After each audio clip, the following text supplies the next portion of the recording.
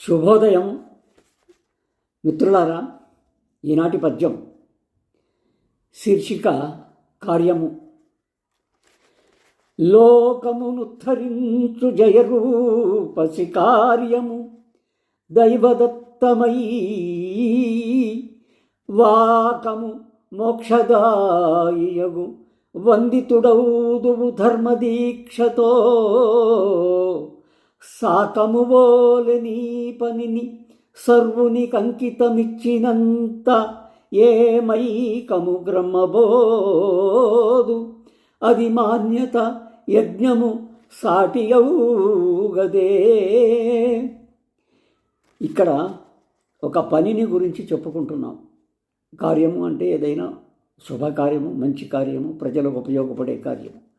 ఈ కార్యము చేయడానికి మనిషికి కావలసినది ఆత్మవిశ్వాసము, ఆ తర్వాత దైవ సంకల్పము ఉండి దైవ సహాయం. ఈ దేవుని సహాయంతో మనం కార్యక్రమాలు నిర్విఘ్నంగా నెరవేర్చుకోగలుగుతాం. ప్రజలకు ఏదైనా సంబోధించి చెప్పదలుచుకున్నా కూడా దైవదత్తమైనటువంటి పనిగా ఆ కార్యాన్ని చాలా పవిత్రంగా చూసుకుంటూ ప్రజల్లోకి ఈ సందేశాన్ని తీసుకెళ్ళడానికి మనం ప్రయత్నం చేస్తే అది సఫలీకృతం అవుతుంది. ఇక్కడ లోకమును ఉద్ధరించు జయరూపసి కార్యము. ఆ లోకాన్ని ఉద్ధరించాలి, ఏదైనా మంచి చెయ్యాలి, ఈ సంఘానికి మంచి చెయ్యాలి అనే ఉద్దేశం ఉన్నప్పుడు నువ్వు చేసే పని రూపసి కార్యము, చేయగలిగినటువంటి పని దైవదత్తం. దేవుడు నాకు ఈ పని చెయ్యమని ఆజ్ఞాపించాడు కనుక నేను చేస్తున్నాను అనే ఉద్దేశంతో, ఒక బలమైనటువంటి నమ్మకంతో కార్యక్రమాన్ని మొదలు పెడితే వాకము మోక్షదాయగు. వాకము అంటే వాక్, నీ వాక్, నువ్వు చెప్తున్నది, ఆ ప్రజలకు చెబుతున్నది మోక్షదాయగు. అది మోక్షాన్ని ఇచ్చేంత దూరం పోతుంది. అంటే అంత పవిత్రమైన మంత్రాన్ని నువ్వు పట్టుకొని ఆ కార్యక్రమాన్ని మొదలుపెట్టావు కనుక వందితుడవుదువు ధర్మదీక్షతో. అది ధర్మానికి ఎప్పుడూ కట్టుబడి ఉండాలి. ధర్మ నియంత్రణ కోసం, ధర్మ రక్షణ కోసం చేసే పని దేవుడు నిన్ను దగ్గరికి తీసి ఆ కార్యక్రమాన్ని పూర్తిగా నిర్విఘ్నంగా జరపడానికి తగిన సహాయ సంపత్తిని అందిస్తాడు కనుక అది ధర్మదీక్షతో జరుగుతుంది అనే ఉద్దేశంతో నువ్వు అనుకోవాలి. సాకము ఓలె నీ పనిని. సాకము అంటే ఒక పండుగ.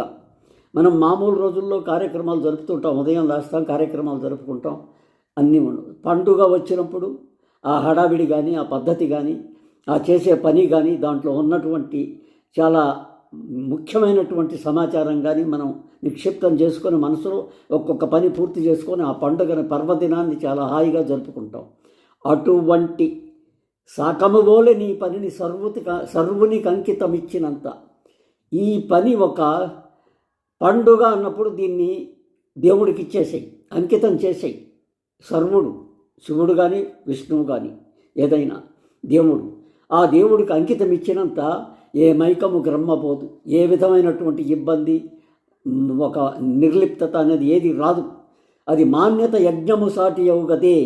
నువ్వు ధర్మదీక్షతో, ధర్మోద్దేశంతో ధర్మకార్య నిర్వహణ చేసేటప్పుడు జరిగేటువంటి విశేషం ఒక యజ్ఞము లాంటిది అనేది గుర్తుపెట్టుకుంటే దేవుడు నీకు అన్ని విధాలా సహకరిస్తాడు.